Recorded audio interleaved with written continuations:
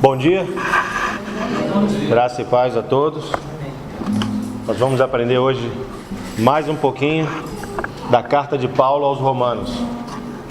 Só para fazer uma recapitulação, nós aprendemos que no prefácio, nós levamos quase 1h30 só no prefácio, né? São as saudações de Paulo para entender o que era a graça, o que era o chamado de Paulo.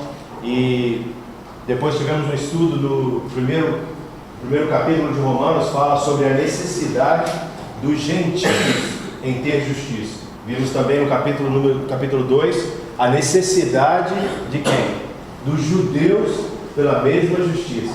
E hoje nós vamos terminar o capítulo 2, que ficou faltando uma partezinha, e vamos entrar no capítulo 3, que fala a necessidade de todos em terem justiça.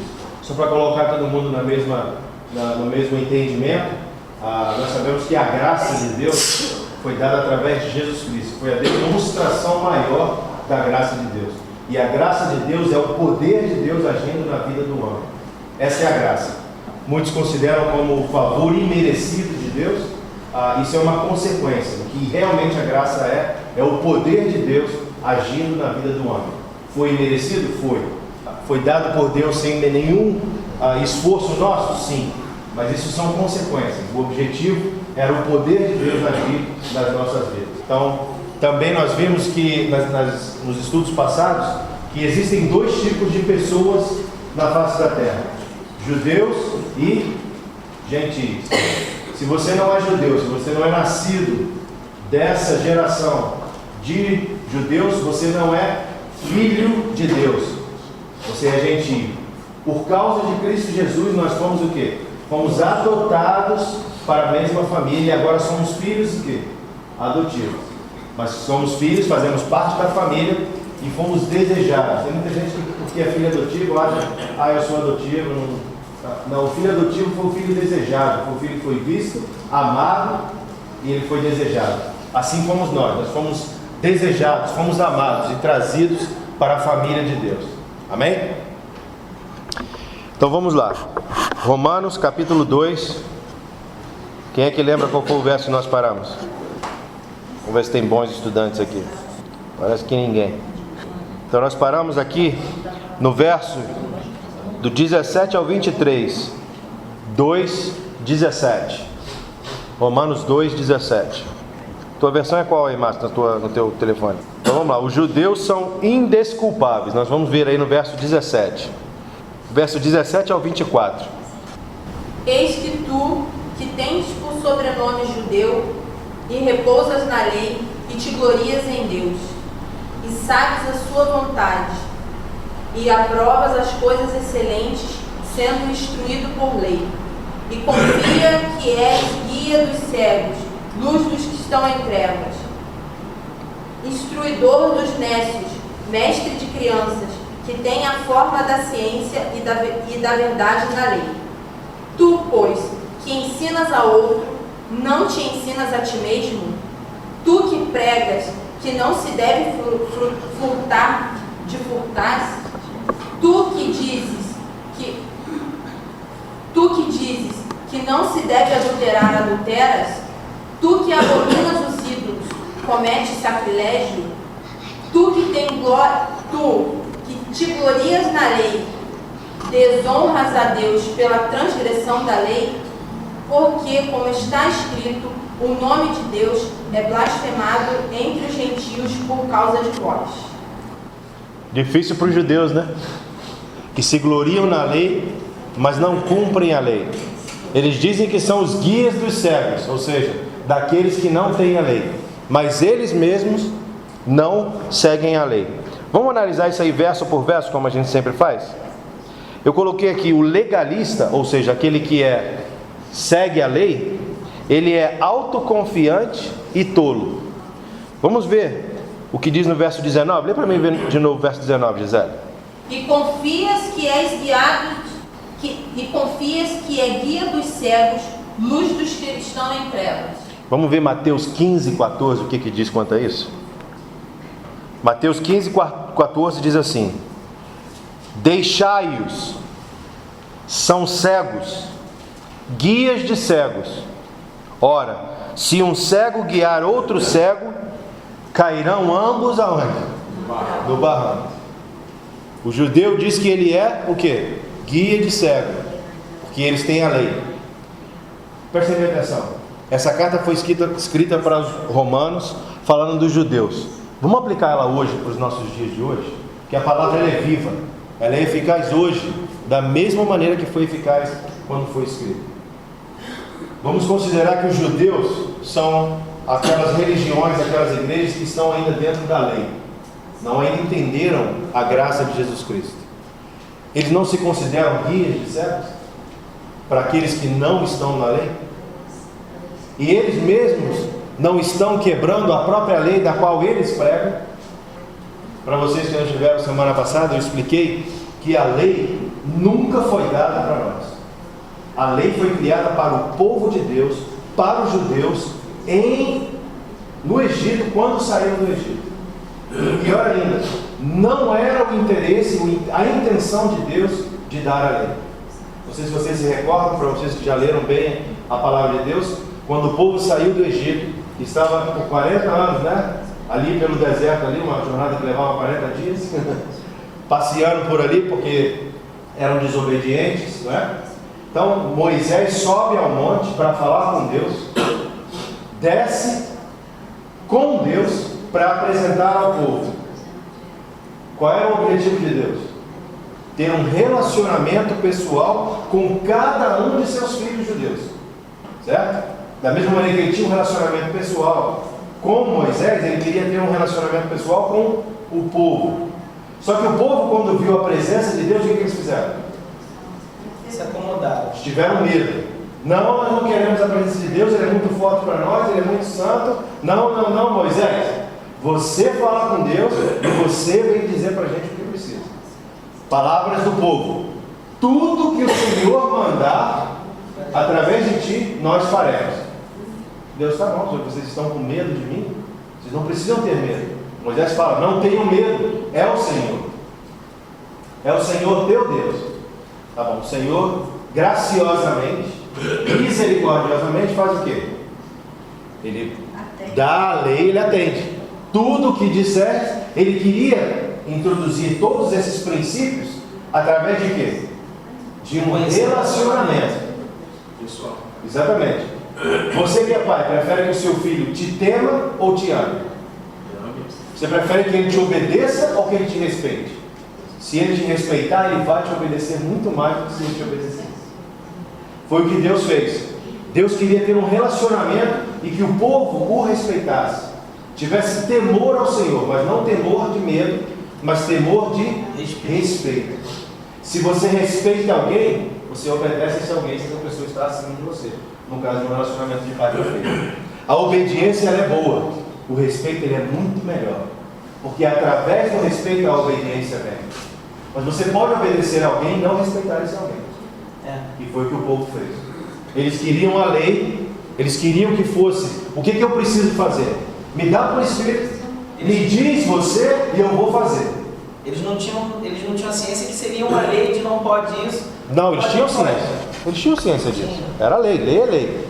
Vai me dar as diretrizes e os parâmetros do que eu posso e do que eu não posso fazer. Não queriam se esforçar. Exatamente. Só que Deus queria fazer exatamente isso, mostrar os limites dentro de um relacionamento. O que talvez seja muito mais simples. Com toda certeza, foi o que Jesus Cristo fez. Ele não deixou uma lei, ele deixou o quê? Exemplo. Ele caminhou conosco. E ele continua a caminhar conosco. Então, por causa disso, o povo, imediatamente, ok, Deus aceita a proposta, como misericordioso e gracioso, cheio de graça. Ele sobe ao monte novamente, Moisés, para pegar a lei. E enquanto ele está fazendo isso, ele já está fazendo um desenho avançado. Já estou fazendo Nem esperava. Nem esperava. Então, por quê? Isso tudo para nós hoje é riquíssimo. Porque nos prova que a lei não salva. A lei, o peso da lei é para quê? É para te salvar? Ou para mostrar que você precisa de um Salvador? A lei nunca foi dada como salvação. A lei sempre foi, o intento, o objetivo da lei foi de mostrar para você que você precisa de um mediador. Você precisa de alguém para cumprir essa lei que você não consegue. para que você possa receber a salvação. Então, você precisa de um Salvador. Você nunca vai ser o seu Salvador mediante a lei.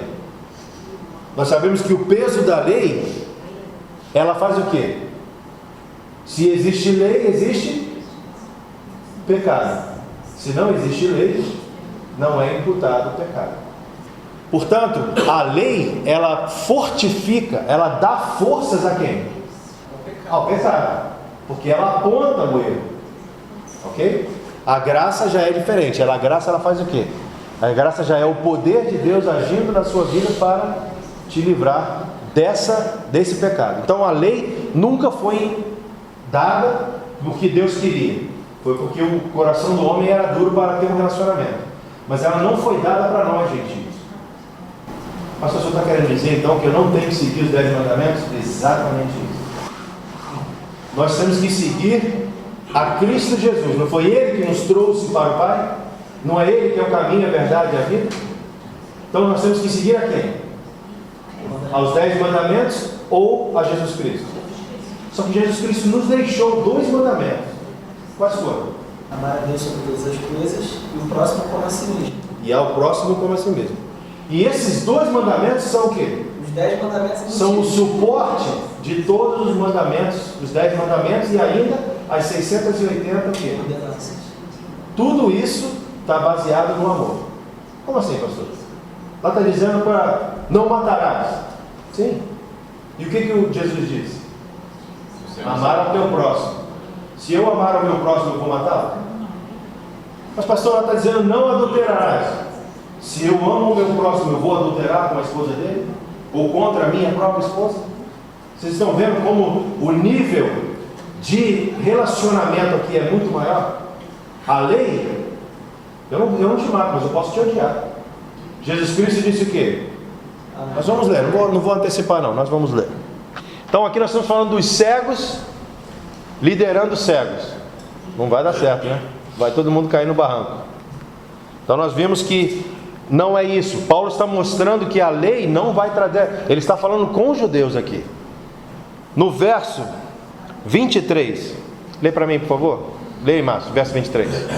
Tu que te glorias na lei, desonras a Deus pela transgressão da lei? Tu que te glorias na lei, desonras a Deus aonde? Na própria lei.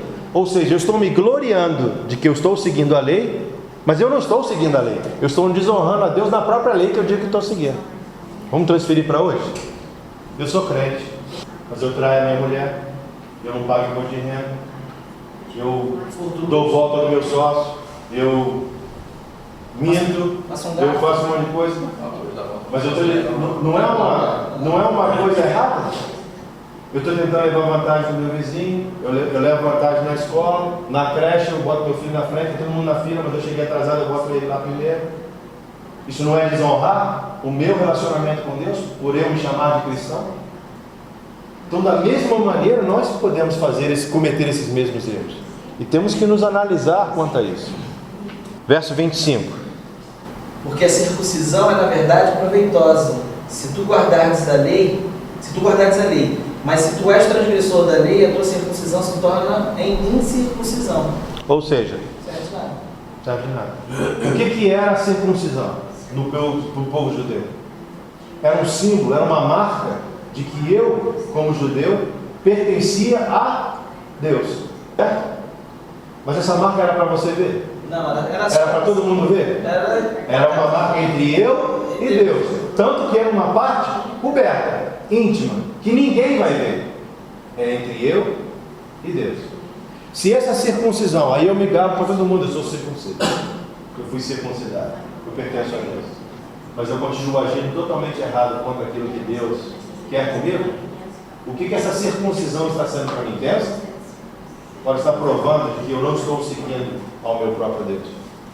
Então, a circuncisão, ou seja, a circuncisão era uma lei, não era? Todo judeu, ao 7º dia, tem que ser o quê? Circuncidado. Não era uma lei? Qual é o problema da lei? Todo mundo quer, numa ou outra. Vamos ver isso? 2 Samuel 12:14. O profeta Samuel falou sobre isso. 2 Samuel 12, 14. Todavia, porquanto com este lugar, sobremaneira, a que os inimigos do Senhor blasfemem, também o filho que te nasceu certamente morrerá. Samuel está falando com o rei Davi por causa do seu adultério e de ter matado, né? Na semana passada nós lemos um texto também de Samuel mostrando isso, de que o profeta falou para ele: rei, tem um certo cidadão no teu reino que roubou a única ovelhinha, o único cordeiro que essa pessoa tinha.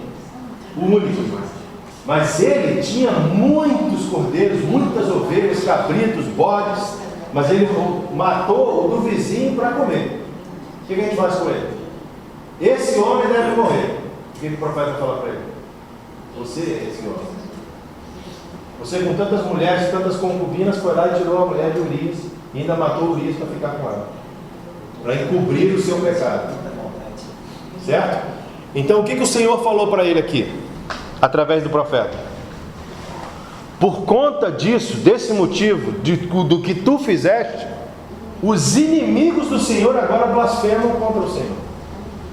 Ou seja, eles não podiam falar nada contra o Senhor, mas através de você, que é servo do Senhor, e pelo que você faz, e o que já os fez, seus inimigos estão blasfemando.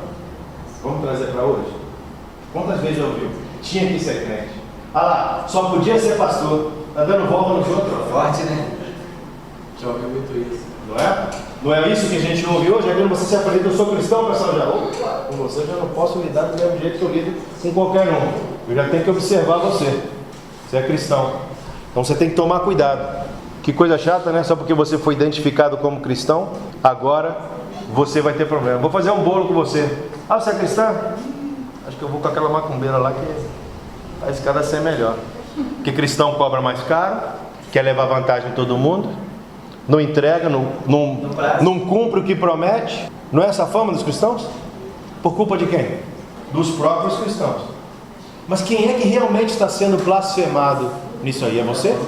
Porque eles não falaram a Lidiane, o Márcio, o Bruno, o Edson. Eles falaram o quê? O cristão. Então quem está sendo blasfemado? É você ou o Senhor Jesus Cristo? Olha a responsabilidade que nós estamos tendo. E é isso que eu quero chamar a atenção. E por causa disso vai haver o quê? Vai haver recompensa. Que no nosso caso vai ser punição. Davi pagou com o preço do seu próprio filho. E nós? Qual é o preço que nós vamos pagar? Qual é o preço que nós estamos pagando? Por que será, Bruno, que a gente ainda não está à frente nas nossas finanças? Se somos servos do Senhor e todas as bênçãos estão sobre nós. Promessa de Deus. Deuteronômio 28 me prometeu que aonde quer que eu coloque as minhas mãos vai acontecer o quê? Prosperando. E por que nós não estamos prosperando? O que está acontecendo? É Deus que está segurando? Ou somos nós que estamos agindo erradamente com o Senhor? E por conta disso, sendo nós mesmos o maior empecilho da nossa prosperidade, da nossa abundância. Porque o Senhor, Ele nos prometeu, somos mais do que vencedores, que todas as riquezas em glória, eu tenho acesso a elas. E por que eu não estou conseguindo? É porque Ele está segurando? Ou porque eu estou embarreirando?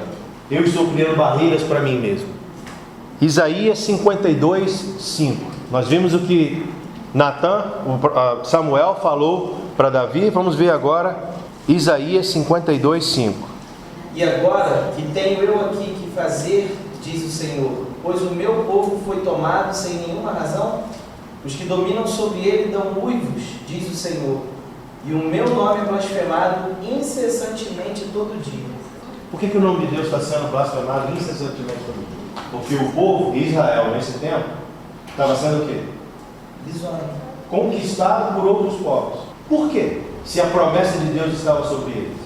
Edson, por que o nome de Deus estava sendo blasfemado quando Israel tinha o Senhor do seu lado? Eles precisavam guerrear? Não, porque eles se afastaram de Deus e, na verdade, eles mesmos queriam guerrear, se afastaram de Deus. Você foi escolhido para não guerrear e o Senhor lutar por você. E você quer guerrear. Pensa bem, São os idiotas, não são? Desculpa aqui o meu português. É bizarrice, né, cara? Ah, então vamos ver hoje. Quem é você? Você é o servo do Senhor ou você está sendo um idiota porque você quer lutar suas próprias vidas? Nós não estamos sendo iguaizinhos o povo de Israel? O Senhor está do nosso lado. Ele diz que eu vou ser o teu vingador. Eu vou te vingar contra todos os que fizeram mal contra você. Eu vou te dar prosperidade. Eu vou te dar abundância. E você fala, deixa comigo, Senhor. Deixa que eu faço. Eu sei tudo. Nós não somos iguaizinhos o povo de Israel? Que quando a gente lê, eu fico até com raiva. Me dá até arrepiar até os cabelos aqui das costas. Aqui. Como é que pode ser bizonho desse jeito? Como é que pode ser burro, desculpe aqui, mas tolo, idiota, de querer lutar quando o Senhor disse que eu lutarei por ti? Você não precisa nem sair daqui. Canta um louvor, dá uma volta que os muros caem. Tem 30 mil homens, não, tem muita gente. Manda beber água lá, que ele pega água com a boca, manda para casa, ficar com a família. 300 tá bom. Nós vamos lutar contra centenas de milhares. Não, só 300 eu quero. Eu quero provar o quê? Que o poder é meu. Eu estou contigo. Nós vimos, e vemos, e lemos, um após o outro, o Senhor sendo o vingador do povo de Israel. Quando o Senhor faz, é garantido. Aí quando o homem faz, o que acontece? As mulheres e filhos são mortos, são presos. Não é isso? Dissolução. É isso que a gente vê. Só para fazer o meu ponto aqui, vamos ler em Ezequiel 36, 20. Nós vimos dois profetas, Samuel e Isaías, agora vamos ver Ezequiel. Ezequiel 36, versículo 20. A palavra de Deus diz que pela testemunha, pela boca de 3 testemunhas, a palavra de Deus ela é o quê? Confirmada. Então nós vamos ver aqui, 3 profetas diferentes para confirmar. Ezequiel 36. Vê para mim, Edson. E chegando as nações para onde foram, profanaram o meu santo nome, pois se dizia deles, são estes o povo do Senhor, que tiveram de sair da sua terra. Não são estes o povo do Senhor? Por que eles têm que sair da terra para o outro povo vir ficar? Não é uma blasfêmia contra o Senhor? Não é o que nós estamos fazendo na nossa loja, Sandra?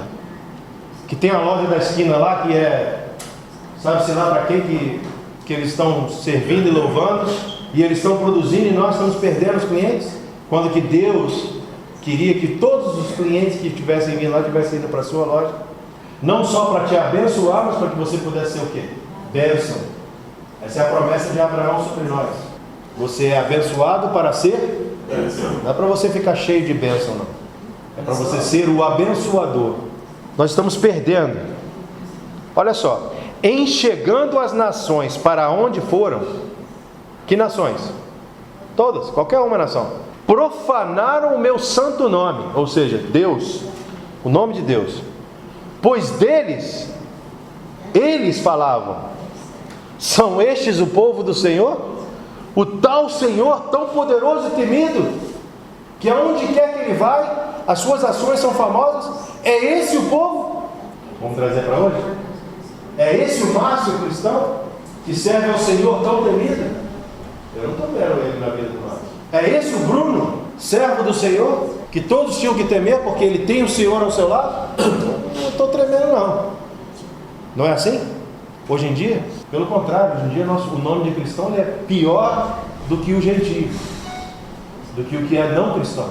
Nós estamos perdendo exatamente o que o povo de Israel perdeu. Nós estamos imitando a história, repetindo a história. Então nós vimos que através das obras, através do que o povo judeu, eles não vão conseguir o quê? A justiça de Deus.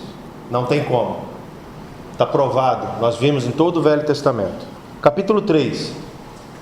A necessidade do mundo por justiça. Romanos 3, verso 1. Eu vou ler esse aqui agora, de acordo com o que, não vou ler ele todo não. Irmão Edson, lê o versículo 1 e 2 do capítulo 3, por favor. Que vantagem, pois, tem o judeu? Ou qual a utilidade da circuncisão? Muita em todo sentido. Primeiramente, porque lhe foram confiados os oráculos de Deus. Qual é a vantagem que o judeu tem sobre o gentio? Ele tem alguma vantagem? Não é o que Paulo está perguntando? E qual é a resposta a essa pergunta? Sim, ele tem toda a vantagem. E qual é essa toda a vantagem? ter De ter. a palavra E de conhecer Deus não do lado não deles. conhece tanto. A palavra de Deus, os oráculos, ou seja, a palavra de Deus dada ao povo. Deuteronômio 4, versos 7 e 8. Deuteronômio 4, versos 7 e 8. Pois que grande nação há que tenha deuses minúsculos, tão chegados a si como o Senhor, nosso Deus, todas as vezes que o invocamos. Qual é a nação que existe, que tem os seus próprios deuses, que tem um Senhor, um Deus, tão chegado, tão próximo, tão íntimo, quanto o nosso Deus, quanto o que nós temos? Qual é a nação? Nenhuma nação.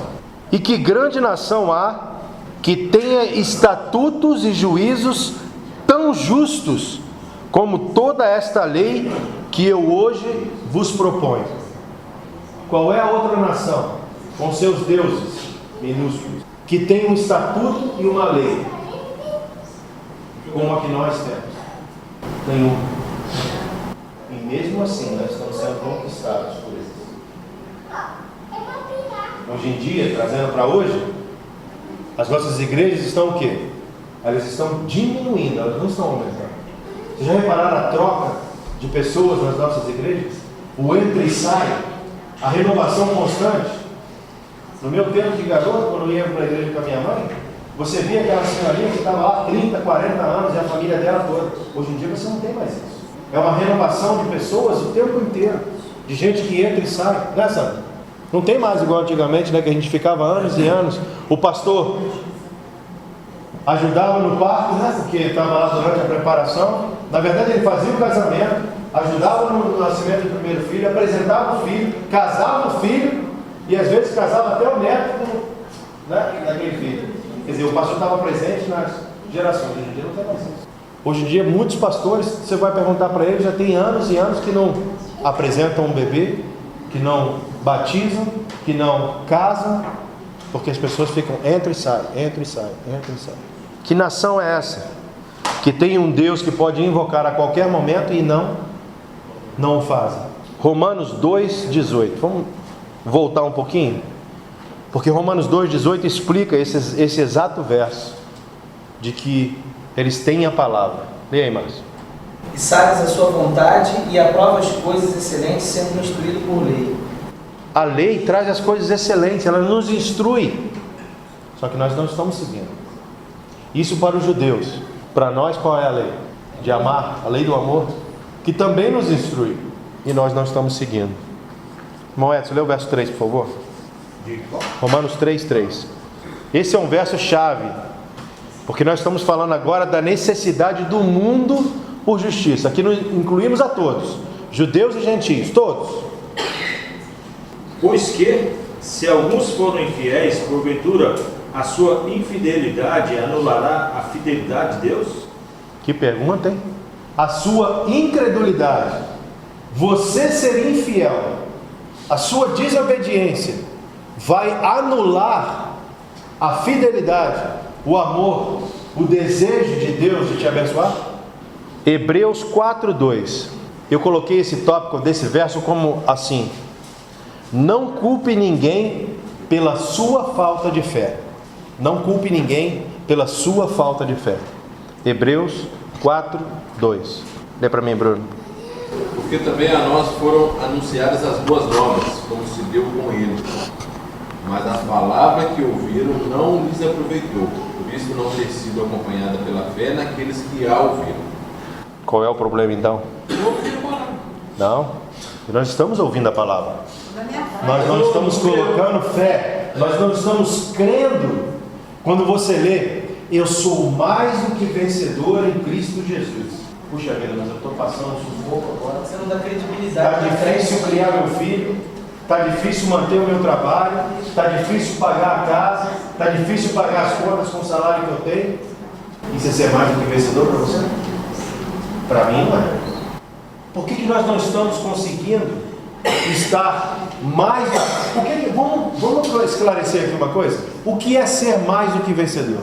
Explico para vocês. O que é um vencedor? Alguém que lutou, disputou algo e se sobressaiu em primeiro lugar e se tornou vencedor. Numa corrida automobilística, quantos vencedores tem? Numa corrida, quantos vencedores tem? Num jogo de futebol, quantos times são campeões?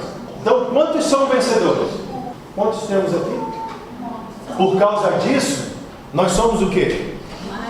Mais que vencedores. Isso significa dizer o seguinte: houve uma corrida, o prêmio era um checão bem grande, muito dinheiro. Jesus Cristo correu por você, ganhou e chegou e te deu o prêmio. Aqui, ó, eu já corri e ganhei. Eu costumo dizer que isso é igual quando eu trabalhava nos Estados Unidos, que eu trabalhava 20 horas por dia, duro, ganhava dinheiro, quando chegava em casa dava um cheque para minha esposa. Eu sou vencedor, porque eu trabalhei e ganhei um cheque. E ela era o quê? Ela ficou em casa, não fez nada, eu dei o cheque para ela. Ela pode gastar do jeito que ela quiser. Ela é mais do que vencedora. Eu sou vencedor, porque eu trabalhei duro. Só sonho de toda mulher, cara. É assim que nós somos. Mais do que vencedores. Você não precisa fazer absolutamente nada. Cristo vai fazer e Ele vai te dar. Não é a vitória que Ele vai te dar. A vitória Ele alcançou. Os benefícios da vitória é o que Ele vai dar para você. Se Ele te desse a vitória, qual a diferença? Ele te deu os benefícios da vitória. Na Bíblia em inglês, fala que você é mais do que um conquistador, não vencedor. More than a conqueror. Sabe o que isso significa? Imagina você está em guerra. Você tem um povo em guerra contra outro povo. Você tem os soldados de um lado e os soldados do outro. Eles estão se guerreando, se matam, morre um monte de um lado, morre um monte do outro. Vai ter um vencedor, não vai? Você é mais do que vencedor. Quando acabou a guerra, você vem para poder pegar o ouro, a prata, tudo que sobrou do povo que foi conquistado. Ou seja, um monte de gente morreu para que você fosse o quê? Mais do que vencedor. Para você pegar, a gente chama em spoils of war, pegar as riquezas da guerra. Ou seja, você não precisou lutar, você não precisou dar o seu sangue, você só foi lá coletar o quê? As riquezas. É isso que nós somos. Mais do que conquistadores. 2 Timóteo 2,13. Nós estamos ainda no ponto de que não culpe a ninguém pela sua falta de fé. 2 Timóteo 2,13. Lê para mim, por favor. Se somos infiéis, ele permanece fiel, pois de maneira nenhuma pode negar-se a si mesmo. O que o verso em Romanos falou? Se a nossa incredulidade vai tirar a fidelidade de Deus, se a nossa desobediência vai tirar a fé que Deus tem em nós, não. 2 Timóteo confirma isso. Se somos infiéis, ou seja, se não somos fiéis, Ele, o Senhor, permanece ainda fiel a nós, pois de maneira nenhuma Ele pode negar a quem? A si mesmo. Nosso único problema é a nossa infidelidade. Não sermos fiéis, não termos fé naquilo que Deus está fazendo, fez e continua a fazer por nós. Verso 4 a 8 de Romanos 3, que eu vou ler aqui, diz assim: de maneira nenhuma, respondendo ao verso anterior, se alguns não creram, a incredulidade deles vira desfazer a fidelidade de Deus? De maneira nenhuma. Seja Deus verdadeiro e mentiroso que todo o homem, segundo está escrito, para seres justificado nas tuas palavras e venhas a vencer quando fores julgado. Mas se a nossa injustiça traz a lume a justiça de Deus, lume quer dizer em evidência, que diremos? Porventura será Deus injusto por aplicar a sua ira? Paulo fala como homem aqui, ele bota até um parênteses, porque Deus não vai colocar a ira em você mais, porque aonde Ele colocou a ira dele? Em Jesus Cristo, na cruz do Calvário. Mas mesmo que se Deus quisesse colocar a ira sobre você que está sendo desobediente e infiel, ele estaria errado? Mas ele não faz isso. Mesmo que ele fizesse, você fez por merecer. Mas mesmo você fazendo, não é isso que ele faz. Verso 6 ele responde: certo que não. Do contrário, como julgará Deus o mundo? E se por causa da minha mentira fica em relevo a verdade de Deus para a sua glória, porque sou eu ainda condenado como pecador? Não sou, porque a glória dele está em Cristo Jesus. E aonde está a minha glória? Também em Cristo Jesus. Meu pecado não vai desmerecer o amor de Deus. E por que não dizemos, como alguns caluniosamente afirmam que o fazemos: pratiquemos males para que venham bens? A condenação destes é o quê? Passou mal. Mas então, pastor, significa que se eu fizer algo de errado, Deus vai me punir? Não. O inimigo vai te dar uma paulada. Porque no momento em que você é desobediente, você sai do quê? Você sai da proteção divina. E por sair da proteção divina, não é Deus que está te punindo. Você abriu a porta para que o inimigo, João 10,10 diz que ele é o quê? O inimigo vem para quê? Se você abriu a porta para ele, o que ele vai fazer? Uma das três coisas, se não as três. Fica a mercê, né? Exatamente. Deus permitiu. Me dá até arrepio quando eu ouço as igrejas falarem isso. Para isso ele chama de livre-arbítrio. Eu decidi estar aonde? Baixo da proteção do meu Deus. Mas se eu decidir sair, o que Deus pode fazer com isso? Deus permitiu. Deus está no controle. Deus está no controle? Qual é o controle que Deus está nesse momento? Se Ele te deu livre-arbítrio. Presta bem atenção. Como é que eu posso estar no controle quando eu permito a minha esposa tomar qualquer decisão na casa? Quem é que realmente está no controle? Como é que você quer dizer que Deus está no controle quando você decide a não estudar a palavra dele? Quando você decide de ir em contrário ao que a palavra dele diz? Deus está no controle. Aí eu tive um acidente de carro, estava 150 por hora fazendo uma curva, chovendo. Deus está no controle. Ele está tentando me ensinar alguma coisa. Dá licença. Você decidiu ir naquela velocidade. Você decidiu fazer uma curva com chuva sem diminuir.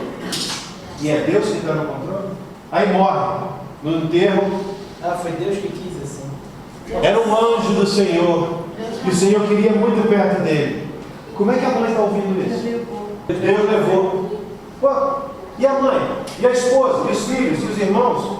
E a família? Como é que fica? Deus não está nem aí para eles, né? Colocar a culpa nossa em Deus. Portanto, se os irmãos puderem aprender, Deus não está no controle. Ele nos deu o controle. É igual você estar dirigindo um carro e eu falar assim: Márcio, você está no controle, pode sentar aqui e dirigir. Aí eu vou ficar: peraí, meter a mão no teu volante. Quem está no controle? Nenhum dos dois. Porque ele está querendo ir para lá e eu estou puxando para cá. Quem está no controle? Ninguém. O crente hoje, o cristão hoje, ele está assim.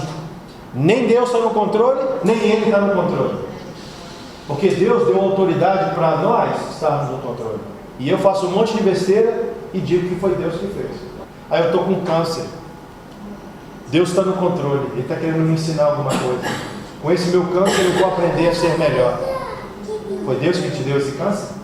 Ou foi você que não perdoou o seu pai, sua mãe, o seu irmão, alguém no passado? E esse não perdoar se tornou um câncer dentro de você. O câncer, a doença física é espiritual, né? Toda ela. Toda ela. Quando você começa a entender como funcionam as coisas, você vai ver. O câncer é um problema no passado, de não perdoar.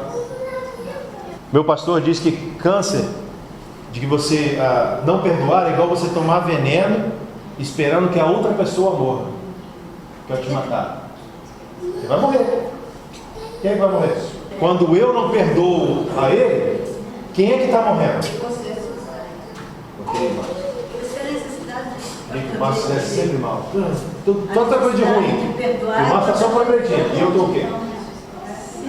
Só afundando, só afundando, só afundando. Né? Ah? A necessidade de perdoar, então, é vantajoso para quem pede perdão, então.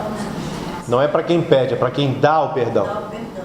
Pra quem dá, Perdão não precisa ser pedido, ele tem que ser pra quem oferecido. perdoa. Cristo Jesus te perdoou antes mesmo de você pedir perdão. Ele morreu por você antes mesmo de você se reconhecer e pedir o perdão. Verso 9 a 18. Todos os homens na condição de quê? Pecadores. Vem para mim, Edson. Romanos 3:9. De 9 a 18. Pois que somos melhores do que eles? De maneira nenhuma, pois já demonstramos que tanto judeus como gregos, todos estão debaixo do pecado. Como está escrito, não há justo, nem sequer um. Não há quem entenda, não há quem busque a Deus. Todos se extraviaram. Juntamente se fizeram inúteis. Não há quem faça o bem, não há nenhum só. A sua garganta é um sepulcro aberto. Com as suas línguas trata enganosamente. Peçonha de áspide está debaixo dos seus lábios. A sua boca está cheia de maldição e amargura. Os seus pés são ligeiros para derramar sangue. Nos seus caminhos há destruição e miséria. E não conheceram o caminho da paz. Não há temor de Deus diante dos seus olhos. Não quero tomar muito tempo aqui não, porque eu quero ensinar para vocês o que é o certo. Todos pecaram e todos precisam do quê? Da justiça. Nós vimos ali o caminho que não devemos trilhar. Mas eu não preciso te dizer o que não fazer. Eu quero te ensinar o que fazer. Porque se eu te digo não, não, não, é o que você vai desejar fazer. Agora, se eu te digo o que você deve fazer, também o mesmo. Salmo 36, verso 1 a 4. A prevaricação do ímpio fala no íntimo do seu coração. Não há temor de Deus perante seus olhos. Porque em seus olhos se lisonjeia até que a sua iniquidade se mostre detestável. As palavras da sua boca são malícia e engano. Deus e engano, deixou de entender e de fazer bem. Maquina o mal na sua cama, põe-se em caminho que não é bom, não aborrece o mal. Então, esse é o caminho que nós não queremos trilhar. Salmos 14, de 1 a 14, mas eu só vou ler até o verso 4. Disseram os nécios no seu coração: não há Deus. Têm-se corrompido, fazem-se abomináveis em suas obras. Não há ninguém que faça o bem. O Senhor olhou desde os céus para os filhos dos homens, para ver se havia algum que tivesse entendimento e buscasse a Deus. Desviaram-se todos e juntamente se fizeram imundos. Não há quem faça o bem, não há sequer um. Não terão conhecimento os obreiros da iniquidade, que comem o meu povo como se comessem pão? Eles não invocam ao Senhor. Verso 2 diz que não houve o que? Entendimento. Verso 4 diz: não terão conhecimento. Oséias 4,6 diz o que? Por falta, meu povo perece ou padece. Qual é o nosso objetivo? Qual é a nossa busca como cristãos? O que precisamos fazer? Qual é o nosso chamado? Para quê? O que é a vida eterna? Você sabe o que é a vida eterna, mano? Te peguei? Isso é cristão. Lá nos Estados Unidos a gente fala one-on-one Christianity. Isso é ser cristão, coisa mais importante, né? As bases principais. O que é a vida eterna? É o que acabamos de ler aqui. Eu não vou responder para vocês, não. Eu vou deixar o Senhor Jesus responder. Gisele, lê João 17:3. Que se eu falar, vocês podem duvidar, mas o Senhor falando, eu espero que vocês não duvidem. O que é a vida eterna? Não é a pergunta? Então a Gisele vai responder com as palavras do Senhor. João 17:3. 90% dos cristãos não sabem responder, porque não se ensina.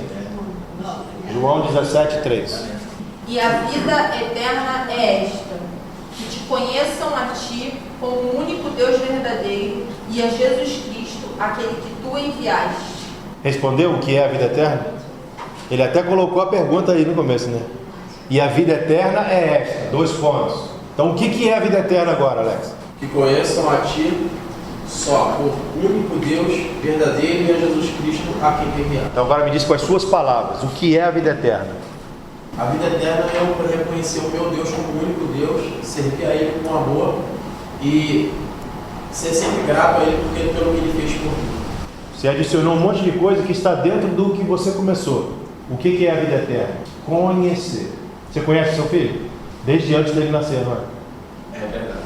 Na barriga da sua esposa, chegava em casa e falava com ele, não é? Ficava todo empolgado quando ele estava vindo. Você conhece a sua esposa?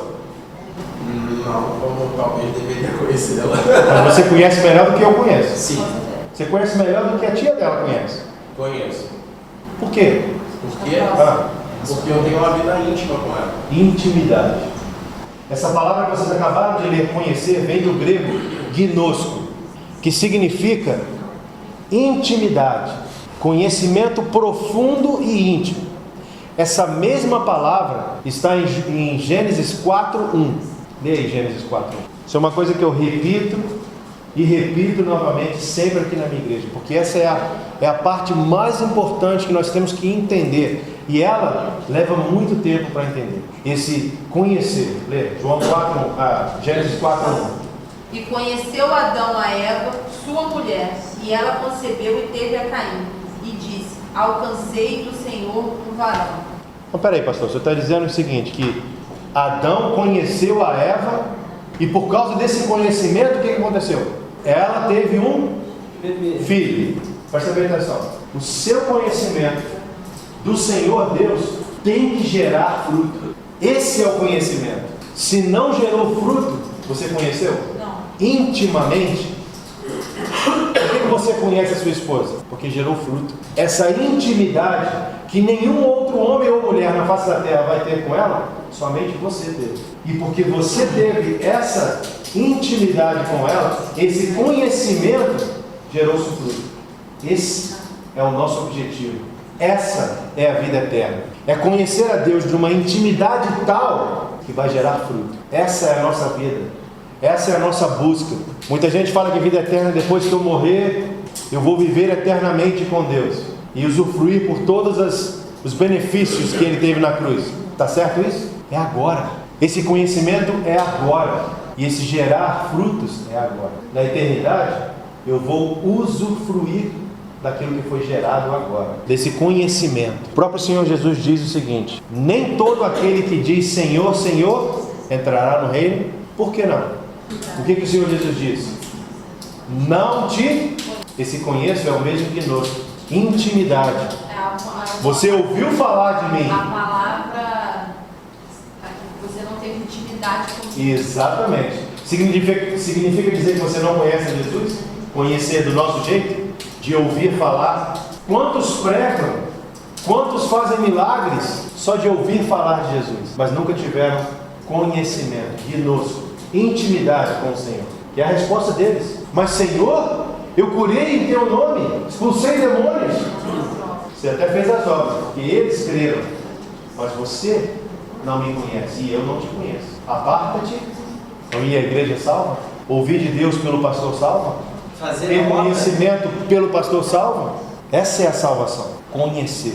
Essa é a vida eterna. Conhecer. Você. Não é eu te apresentar. Não é outro pastor, missionário, o irmão da igreja que estuda. É pessoal. Conhecimento íntimo e pessoal. Isso vai te garantir a não ouvir isso. Aparta-te de mim, porque eu não te conheço. É forte, amados. Conhecimento é mútuo.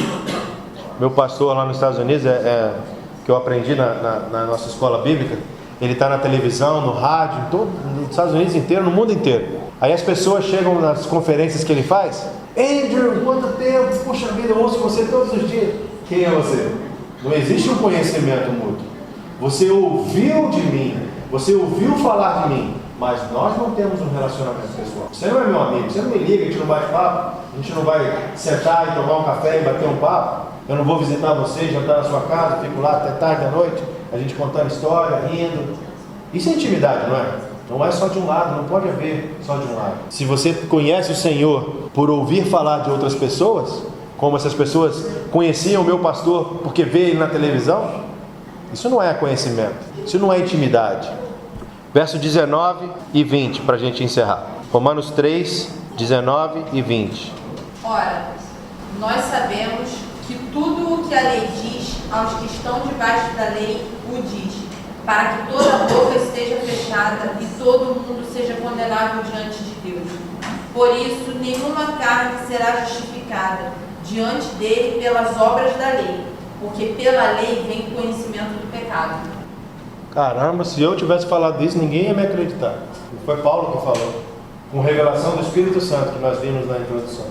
A lei não veio para salvar, a lei veio para quê? Para condenar. Foi o que a irmã Gisele acabou de dizer. A lei veio para condenar.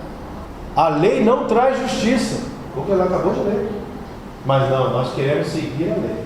É o que as nossas igrejas estão pregando, a lei. E lei não salva ninguém. A lei revela a necessidade do homem de justiça. A lei é nada mais do que um sinal.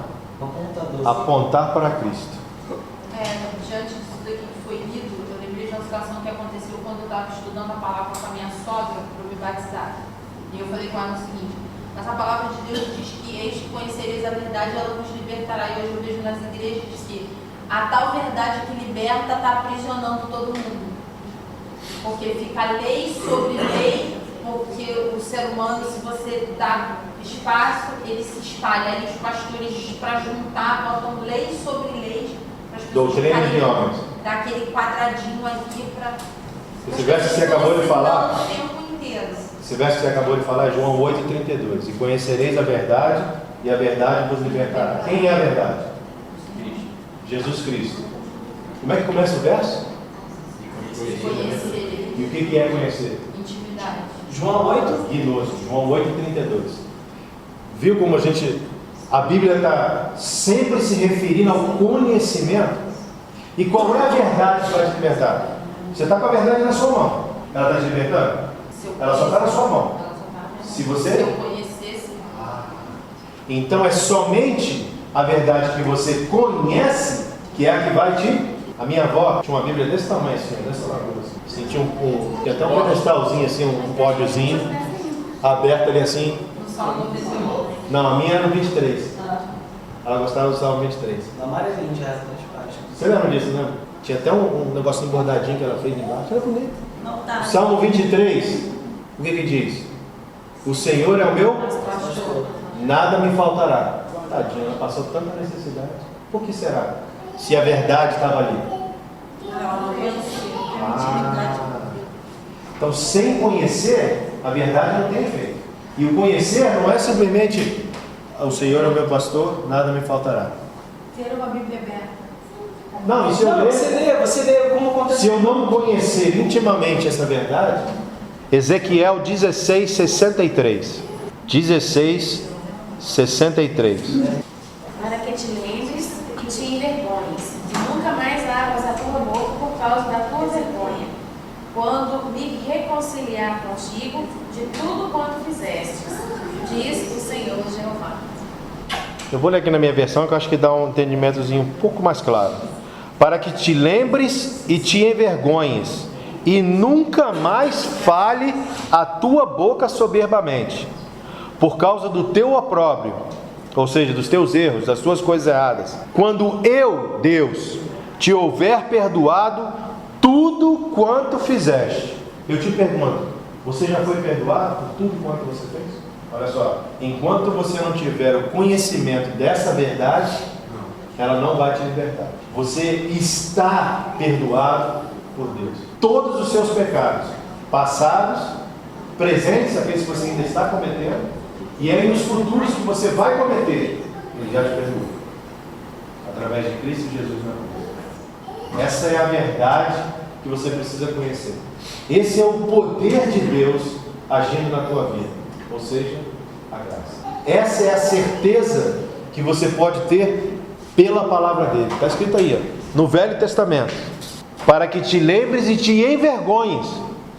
A vergonha não é que você lembrou do teu pecado. Para que você se envergonhe, porque ele já te perdoou. E nunca mais fale a tua boca, por causa do teu opróbrio. que nunca mais você fale pela sua boca que você continua sendo um pecador. Quando eu, Deus, te houver perdoado tudo quanto fizeste, diz o Senhor. Olha só, isso daqui é a promessa. Ele ainda vai perdoar aqui. Ele ainda vai perdoar? Ou ele já perdoou em Cristo Jesus na cruz do Calvário? Aí ele ainda ia perdoar. Mas e a cruz? Já aconteceu? A cruz já aconteceu. Jesus já morreu na cruz pelos seus pecados? Ele não morreu pelos seus pecados.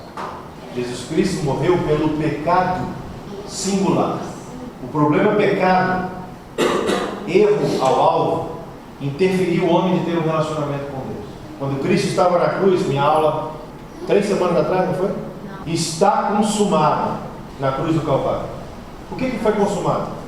Ele ainda não ressuscitou, mas já estava perdoado. Como é que foi consumado? O que estava consumado? A lei foi consumada. Tudo que a lei requeria foi consumado, foi completo em Cristo Jesus. A lei, qual era o objetivo da lei? Apontar para o pecado. Apontar para Cristo. Mostrar o teu pecado, mostrar o pecado e dizer que a única solução é a cruz. Consumou essa parte. Está consumado. Seus pecados não interferem no seu relacionamento com Deus. Só que a cruz foi mais adiante. A cruz não parou aí. Ela pegou o seu pecado, foi o seu presente para ele. Foi uma troca. Você tem essa Bíblia aí, não tem? Essa é a versão Almeida revisada. Muito boa. Eu tenho aqui nesse iPad mais de 50 Bíblias. Eu tenho em inglês, espanhol. Em português eu devo ter umas 10. Excelente. Quer trocar? Eu quero muito essa Bíblia. Você vai ter vantagem em trocar comigo? Você tem uma Bíblia, eu tenho 50. Sem contar as outras coisas que o iPad pode fazer. É um iPad. Você vai ter vantagem em trocar? Você vai continuar tendo a palavra de Deus? Você vai ter muito mais para poder estudar com muitas outras diferentes. Tem as minhas notas aqui. Tem estudos de mais de 10 anos aqui. Quer trocar? Se nós trocarmos, foi uma troca justa? Não. Por que não? Porque eu vou ter muito mais do que você acha que tem uma Bíblia. Eu estou levando muito mais do que ficaria com você. Faz sentido pelo lado humano. Agora eu te pergunto. Eu queria essa Bíblia? Eu queria? Tanto que isso foi uma opção minha, foi? Eu estou feliz? Eu recebi o que eu queria. Você está feliz? Eu recebi mais do que você queria. Tem que estar feliz, não tem? Eu estou feliz, você está feliz. Agora eu vou te perguntar de novo, foi uma troca justa. Agora vamos voltar para a cruz. O que você deu para Jesus? Seu pecado, não foi? Tudo de errado que você fez. E o que ele te deu? A justiça. Você agora foi justificado. Foi uma troca, não foi? Se eu trocar essa Bíblia com você com o iPad, de quem eu posso continuar dizendo que o iPad é meu? Não. Por quê? A gente trocou, não trocou? Foi justo a troca, não foi? Você recebeu. De quem é o iPad agora? De quem é a Bíblia? Você pode dizer que a Bíblia é sua? Você deu o que para Jesus? E o que Jesus te deu? Foi uma troca? Foi justo? Como é que você diz que você é pecador? Presta atenção. É muito importante a gente entender isso. Foi uma troca, e foi uma troca justa. O que ele queria? Ele queria o seu pecado? Não, ele queria você. Porque ele tirou o pecado do caminho, ele agora tem você. E você deu o quê? Puxa vida. Justiça, toda a vida eterna, né, para conhecê-lo, todos os benefícios. A Bíblia diz que todas as promessas que a Bíblia tem são sim e além em Cristo Jesus. Você é mais do que vencedor. Você tem todas as bênçãos espirituais sobre você. Quer dizer, eu posso ficar horas aqui falando sobre tudo que você ganhou, não é? Mas você só deu o pecado. Mas porque você deu o pecado, ele tirou o problema que separava você dele. Vou voltar à pergunta de novo. E aí, você é uma pecadora salva pela fé? Ou você é uma justa do Senhor? Você viu que o problema do pecado agora já não existe mais? Que você não é mais pecador? O cachorro late ou ele ri? Late. E o gato? Se eu apertar um cachorro, ele dá uma miada? Não. Já. Você já apertou um cachorro assim, que abraçou ele assim? E foi apertando devagarinho, ele dá uma miada. Porque ele deu aquela miada, ele é um gato? Não. Mas ele miou. Mas ele continuou sendo cachorro, né? Foi a pressão que eu coloquei nele. Mas qual é a natureza dele? Latir. Qual é a sua natureza? Você é justo. Você agora recebeu a justiça. O seu pecado já não é mais seu, você deu para o Senhor. A maioria das pessoas responde, pecado. Pecado. Porque eu sou pecador. Pecador. Você não é pecador, você é mais justo. E o justo age como? Com justiça. É simples assim. Aí o que ele estava tentando explicar? O Senhor não está com raiva de você não perdeu os seus benefícios porque você pecou. Porque não é nem a sua natureza, para ele é o Espírito Santo. Amada, você foi criado para coisas maiores do que isso. Larga isso de lado. E você é mesmo, sabe por que eu fiz isso? Em vez de ficar, você é pecador. Abre aí Provérbios 23, 7. O problema do seu pastor é esse aí. Não vou falar não, deixa Davi falar. Provérbios 23, 7. Tem Bíblia que até tirou essa parte. A Nova Versão Internacional retirou essa parte do verso. Infelizmente, algumas outras. Provérbios 23, 7. Porque como imaginou na sua alma, assim é. Tá bom, só isso. Essa primeira parte do verso é o que interessa. O que é a alma? É a junção do coração com a mente. Quando a gente fala coração, na verdade é o quê? É o nosso sentimento, nossa emoção. E a nossa mente é o quê? Nosso pensamento, a nossa razão. Esses dois juntos, quando a Bíblia fala de alma ou coração, é exatamente isso. É a união dos sentimentos e da razão. Quando um homem pensa nos seus sentimentos e na sua razão, assim ele é. Agora presta atenção, eu estou tentando te ensinar. Se você pensa na sua razão e nos seus sentimentos, eu sou um pecador, como é que você vai ser? Agir como. Agora, se você sabe na sua razão e nos seus sentimentos que você é uma justa, foi justificada no Senhor através da cruz do Calvário, como você vai ser? Agir com justiça. O seu pastor tem problema de saber quem ele é. Ele está com problema de identidade. Ele deve ser um homem de Deus, um homem bom. Mas ele é o nosso pastor que a gente conversa. Pois é, mas ele precisa de saber quem ele é. E é um grande problema hoje nas nossas igrejas, na religião. Religião ensina religiosidade. Acha a palavra religião na Bíblia? não existe. Por que a gente segue religião? Agora acha relacionamento na Bíblia, conhecimento íntimo, idoso. Não vai achar centenas de milhares de. Ok? Então, essa é a questão. Como eu penso no meu coração, no meu ser, como eu vou agir. Se eu acho que eu sou pecador, eu vou ser. Se eu acho que eu sou justo, eu vou agir, eu vou ser.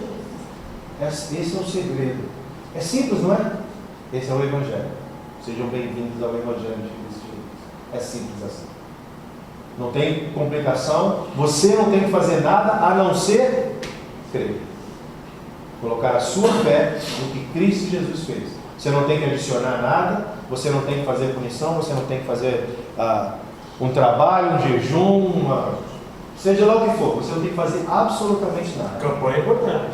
Campanha também não é bom. O meu pastor falava assim, Cristo mais alguma coisa igual nada. Cristo menos nada ou mais nada igual tudo. Não preciso acrescentar nada no que Cristo fez para eu ter tudo. Então vamos encerrar. Eu espero que vocês possam ter entendido. Nós encerramos finalmente o capítulo 2 e iniciamos um pouquinho do 3. A Escritura explica a Escritura. A Escritura diz que pela palavra de 2 ou 3 testemunhas ela vai ser explicada. Só que a testemunha não sou eu, a testemunha é a própria Escritura. Então a gente está vendo um verso e a gente vê outras testemunhas bíblicas que vão explicar aquele verso.